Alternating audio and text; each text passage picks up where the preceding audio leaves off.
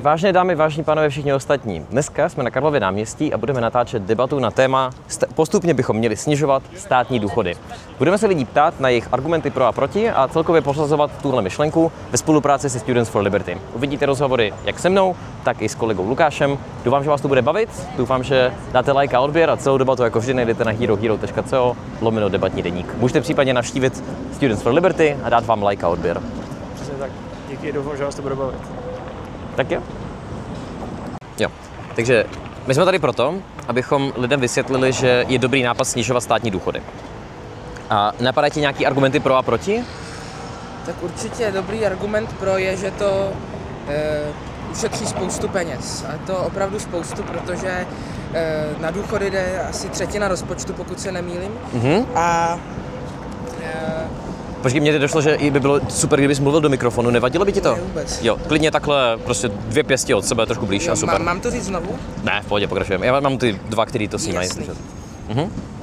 No, což je jeden z velkých argumentů protože ty peníze můžou jít na věci, které jsou produktivnější a zároveň tak jaksi peníze, které jdou na důchody, tak se tolik nemůžou, jak je častý argument, vrátit zpátky do rozpočtu. Každopádně, když by se nějak dobře pojala důchodová reforma, která by ty lidi jako přiměla jak si více investovat do těch důchodů, před důchodem si spořit, nebo taková motivační věc, co jsem tak postřehl, že je jako jeden z nápadů právě za každý rok právě nevstoupení do důchodu a naopak další jako rok práce, tak by mohl navýšit tomu člověku, nebo by mu garantoval 6% jako navýšení k jeho důchodu.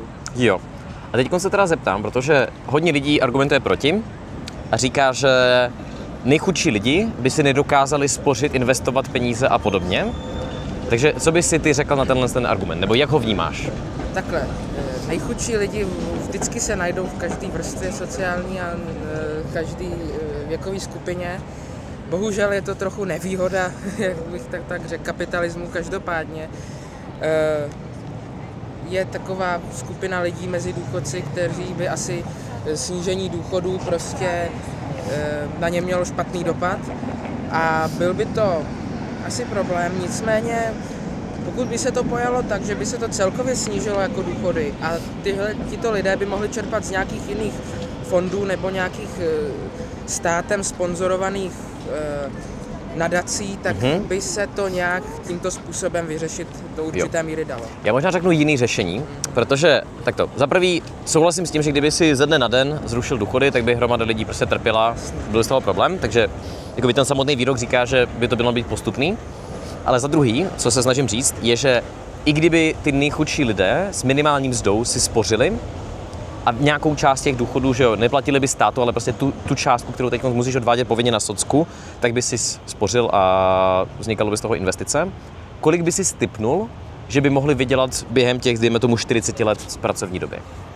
Na ten důchod si naspořit. Přesně tak. Takže každý měsíc odvádíš, dejme tomu, 6 000 korun na sociální pojištění. Ty bys namísto toho tyhle peníze dával do investičních fondů, například S&P 500. Kolik by si to naspořil za 40 let? 6 000 měsíčně, to máme za rok 12x6, to je 72 000. Za 40 let vynásobme tedy 72 10, to je 720 000 a pak ještě 4, což je nějaký 3 miliony. No, ale nezapomeň, že jo, spoření, protože tam je, že jo, klíčová věc, že tam máš úrokový sazby, které se ti nasčítávají. Které přičítají, takže ano, ta reálná hodnota za 40 let 3 milionů by byla jiná než dnes, ale tak dejme tomu, že ty úrokové sazby to třeba by to alespoň teda pokryly tu inflaci, tak by to mělo takovou hodnotu jako dnes. To jo, ale ono to, že jo, když to investuješ do nějakých stabilních fondů, jako například S&P 500, takže jo, každý rok je to přibližně 7% z historie. A to znamená, že ti vznikne 20 milionů a to ti naprosto stačí na to si pokrýt ten důchod. Takže co my se snažíme vysvětlovat lidem tady, je, že i ty jako nejchudší důchodci nebo nejchudší lidé si můžou dovolit spoření na důchod, investice, akorát k tomu je potřeba jako přistupovat zodpovědně a nenechávat to na státu. Ano. Dává ti ten argument smysl? Ano. OK, super. Dobrá, já ti můžu takhle dát ten letáček, kdyby tě to zajímalo. Proč ne? Dobře. A moc krát děkuji za váš pohled na to. Dobře. Jsem se měl času. Tak jo, beru. Super. Tak jo. Naše úvodní teze, kterou tady máme, teda je, pojďme postupně snižovat státní důchody. Co si o tom myslíš? Souhlasil bys s tohletou tezí? Myslíš, že bychom postupně měli... Jo, já ti dám mikrofon rovnou do ruky, to bude lepší. A mluv prosím do toho mikrofonu. Myslíš, že bychom postupně měli snižovat státní důchody? Já si myslím, že k tomuhle tomu jako mladý člověk nemám vlastně takový právo mít názor, protože nevím, jak se tomu starému člověku žije. Jasně. A nechce se mi na to tvořit nějaký subjektivní názor, protože mi to nepřijde správný, protože v té situaci sám nejsem. Jasně. Takže to chápu správně, tak se zdráháš hodnotit, jestli bychom ten systém měli nebo neměli měnit, případně jestli bychom na něj měli zrušit, protože ty nejsi sám ten člověk, který mu jsou ty dávky vypláceny, ty důchody. Je to tak. Jo, jasně. Já nevím, jestli si to ten člověk zaslouží nebo ne, já nevím, v jaký situaci je a nechci tady to soudit. Dobře, můžeš ti nabídnout svůj úhel pohledu? Samozřejmě. Jo. My v tuhle chvíli máme průběžný důchodový systém, který je v podstatě, ten systém se jmenuje pay to go, to znamená lidi, kteří jsou ekonomicky aktivní, což jsou typicky mladí lidi, což jsme typicky jako my. My jsme teda v tuhle chvíli v roli těch plátců, tak platíme nějaký sociální pojištění, což je nějaký povinný odvod a z toho je potom, co ty peníze přerozdělované vlastně mezi ty lidi, kteří jsou v tuhle chvíli v důchodovém věku. Jenže ten problém je v tom, že ten systém je tak trochu neudržitelný a to z toho důvodu, že nám dlouhodobě stárne populace. Prostě v důsledku toho, že se nějak zvyšuje životní úroveň, tak máme víc lidí, kteří jsou v důchodovém věku, ale naopak se rodí míň mladých lidí, kteří potom dospívají do nějakého produktivního věku, ze kterého platí ty důchody. A tohle je závažný problém a proto tady stojíme před nějakou výzvou, jakou udělat změnu, respektive jak ten důchodový systém reformovat. No a to, co tady říkáme my, je pojďme ten státní důchod, nebo ten státní důchodový systém postupně jako omezovat, až ho zrušíme a pojďme ho zacílit tím způsobem, že si lidi budou různýma formama spořit sami na svůj důchod. To znamená, nebude to tak, že by ty produktivní generace živily ty jako neproduktivní, to znamená ty aktuální důchodce, ale že už třeba my jako mladí lidi v tuhletu chvíli si budeme vlastně v našem produktivním věku odkládat nějakou část vydělaných peněz a budeme si spořit na důchod. Ale protože nám ty peníze jinak požírá inflace, když je máme třeba na běžném účtu, tak je vhodnější si je dávat někam, kde budou zhodnocený. To znamená například do nějakých fondů. Tady máme letáček s takovým jako zamyšlením. Slyšel jsi někdy třeba o takzvaných ETF nebo o akciových investicích? Akciových investicích? Jo, jasně. A S&P 500 je třeba akciový index nebo tracker, říká se tomu ETF, který vlastně ti trackuje 500 největších amerických firm. V tu chvíli, když ty třeba si jako člověk v produktivním věku budeš odkládat nějakou část toho, co vyděláš, třeba tak vysokou, jako je to sociální pojištění, do něčeho takového, tak si tam ty peníze budou zhodnocovat a potom na konci v důchodu budeš mít mnohem víc, než kdyby si to například dával jenom někam na běžný účet, anebo když jsou ty peníze pouze přerozdělované teda v tuhle chvíli těm lidem, kteří jsou v důchodovém věku. Co se mi třeba mně osobně zdá jako mnohem smysluplnější model, jenže je to dlouhodobá změna a nemůžeme tam prostě přejít hned skokově, protože jsou tady nějaký lidi, kteří ten důchod pobírají, jsou na tom závislí a prostě jim nemůžeme vzít ty peníze, protože oni sami byli státem obíraný v tu chvíli, když byli v produktivním věku. To se mi líbí, něco takového bych možná chtěl zkusit. Jo. A myslím, že navzdory tomu, že ať už jsme zaměstnanci nebo osoby samostatně výdělečně činný, tak prostě jako jsme nucený platit sociální pojištění, to znamená, těžko se z toho jde vyvázat. Na druhou stranu spoustu mladých lidí už v tuhle tu dobu, včetně teda mě, nevím, jak to máš nastavený ty, tak už jsme celkem skeptický ohledně toho, že by nás stát měl živit v důchodovém věku. A proto mi přijde rozumný si tu chvíli prostě už ten důchod řešit s vlastní cestou. Už tomu sám nevěřím, že... Jo. OK. Ty jsem tady mluvil mnohem víc já než ty, navzdory tomu, že ty jsi měl názor, máš tomu něco? Já jsem vlastně si hrozně rád vyslech názor někoho jiného a mně se ten názor prostě líbí a nemám jak s ním diskutovat. Já prostě s ním souhlasím a nemám co říct proti němu. OK, dobře. Je to super názor. Tak jo, dobře. Tak díky za tvůj čas a měj se hezky. Já děkuju za tvůj. Ciao. Ciao. In Czech language. Okay. But, and today we're just talking about the fact that I would wish to lower pensions for seniors. Oh. And but like gradually, meaning like generally abolish the concept of state pensions. And I want to discuss the arguments with people that have a different opinion. Well, I don't know. Can I give you a microphone? Yes. Okay. Just go. Yeah, listen. Here you go. Mm-hmm. Yeah, I'm listening. Okay. Mm-hmm. So I'm from Minnesota. Okay. In the United States. You know where that is? Of course. Okay. So we're a very liberal state. We've always voted for Democratic presidents for the last 40 years. And our state has a very solid pension plan for state workers, but not for everybody. Yep. Right? And it's And what do private citizens, so like people working in private spheres, what do they have to do? they need to invest in tax sheltered annuities or tax sheltered mutual funds. And those are sponsored by big companies like Edward Jones or Fidelity or Vanguard.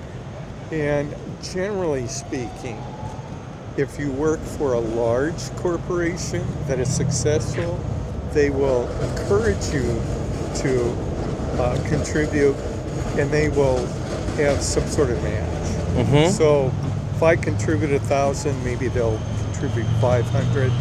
And so the idea is for individuals to be able to take their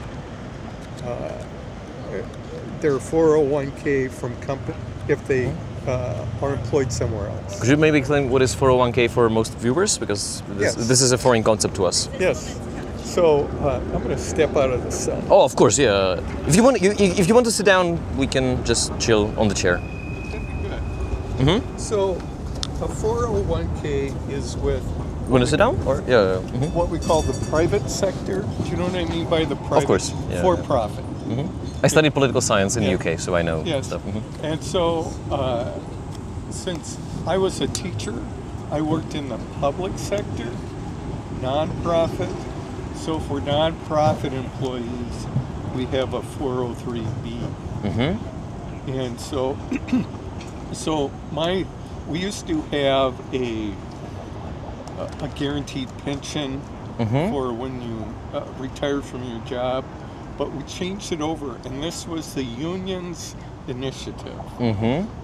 We wanted a match, and I negotiated that match, and what I could prove to our members that instead of retiring with $50,000, if you did your match through all your employment, you could retire with 125, 150, just with market returns at 8%.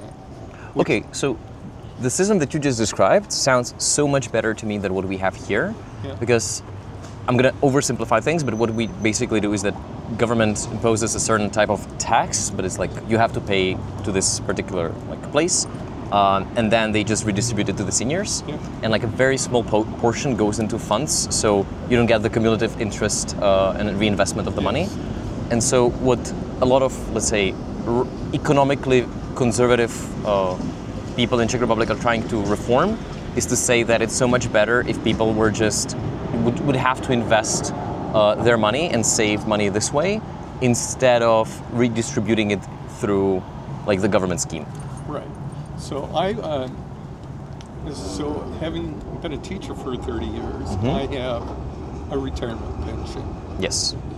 And about 5 years ago, the pension fund foresaw that it could not pay out everybody. And so the state government and the teachers created a shared sacrifice. So the teachers accepted only a 1% COLA. You know what a COLA is? No. It is, a COLA is the living expense that goes up every year, like inflation. Okay. Okay. So inflation, when it was running 2%, we were sacrificing. Okay. And then during the COVID, with our inflation, like a lot of people's inflation, jumped at 7 to 8%, right? And so we were sacrificing that, but we did that to make sure that the fund was insolvent for a long, long time. But how is it possible? So I'm just trying to figure out what was the cause of the fund not being able to to repay all the people. So what was the issue? Was it like on the edge of bankruptcy, or was it bad investment? What happened? From my perspective, a lot of it was bad investment. They Okay, got makes sense. Bad investing advice, and typically these big pension funds tend to be very conservative, not risky, but this fund took unusual risk, and they got burned by it. Interesting. Okay. So now things have leveled off with that. So the COLA is cost of living adjustment. Okay. So when you're talking about pensions, we're talking about COLA. It's what our COLA is coming.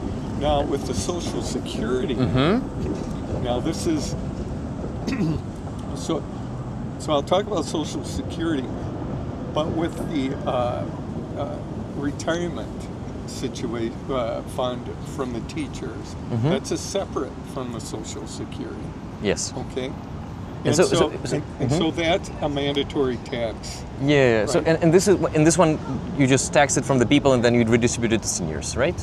Or is there a more complicated mechanism there? You tax the employee and the employer. That's the employee and the employer. Yes, of course. So, the same as here. Yeah. So the employee pays 7.5, and the employer pays 7.5. What is it here? Yeah, I don't remember the exact percentage. I just know that like the argument here is, regardless of the percentage, it makes sense not to have this type of system because it just makes sense for them to save the money or reinvest it instead of just redistributing it this way. So I don't know if you know the pay-as-you-go scheme that they advocate, pay-as-you-go. So it's an idea which is hard to reach currently, but it's saying that citizens are not paying. So if you're in productive age, let's say myself, I'm not paying your pension. I'm just saving my own money for my own pension. And the interesting thing is that even if you're a minimum wage worker, because of cumulative interest, you should be able to invest, save and invest so much money that you should be fine throughout pension. And the issue is that it's currently impossible because you're mandated to pay the Social Security. And the argument I'm trying to make is that this seems to be economically ineffective and unfair to people who don't want to participate in this type of system. Right. So here's the give and take in the American system. You're aware of the tariff issue. Tariff? Tariff. No, tariff, yeah, of course. Yeah. So in respect to that, the problem we've developed in the United States is that we're basically a consumer society. Buying goods and services is what eventually increases our GDP. Not directly, but it pushes into that.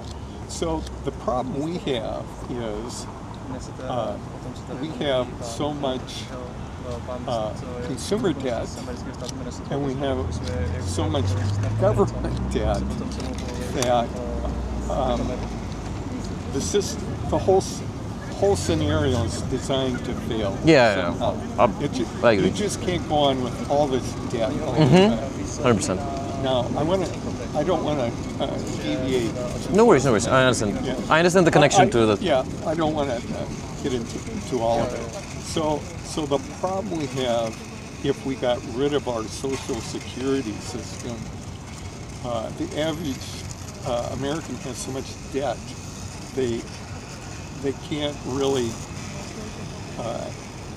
make contributions to that. Oh, okay, I understand the point However, now.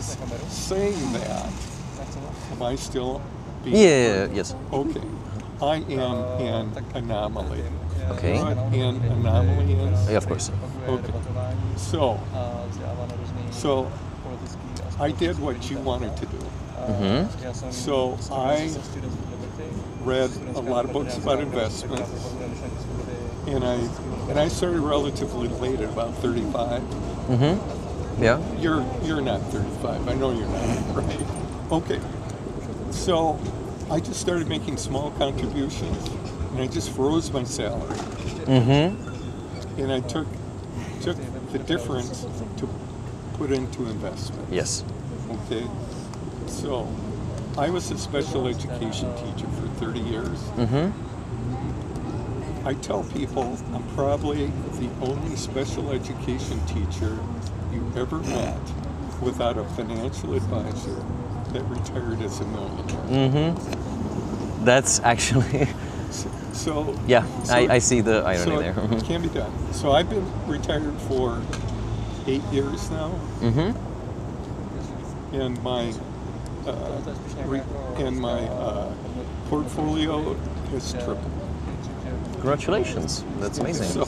So I'm in a rare situation because I tend to live frugally, but I do the things like I want, like I'm in Prague. Yeah. I've been wanting to go to Prague twice. I'm finally here. And so I know how to live frugally, and I know what the good investments were. And I'm in a rare position where I can't spend it fast now. Yeah. I have a question. I have to maybe talk to other people, but I wanted to thank you for sharing the idea because, like, to me, it's more about the dialogue than the actual like policy solving itself. It's like a so much complicated system. So thank you very much for sharing. Yes. Yeah, thank you very much. Doufám, že vás tohle video bavilo, doufám, že jste se z něho něco poučili. Pokud by vás zajímaly další informace ohledně celkově, jak debatovat a mé příručky k debatě, tak jsem vydal tuhle skvělou knížku, takže dávejte like a odběr, mějte se krásně, čau.